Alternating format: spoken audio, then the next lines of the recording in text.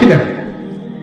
আস্তে আস্তে পঞ্চম আসমানে দেখা হয়েছে নবী মুসা আলাইহিস সালামের সাথে। কোন নবী? মুসা আলাইহিস সালাম নাম তো জানেন। কোরআনে সবচেয়ে বেশি কোন নবীর নাম এসেছে এটা জানেন তো? হয়তো অনেকে জানতেন না। কোরআনে কিন্তু সবচেয়ে বেশি আমাদের নবীর নাম আসেন নাই। কোরআনে সবচেয়ে বেশি এসেছে নবী মুসা আলাইহিস সালামের নাম প্রায় 137 জায়গায়। কত জায়গায়? আরো কম বেশি হতে পারে, এটা আমাদের ছোট্ট গবেষণা, আল্লাহু আ'লাম বিসওয়াব।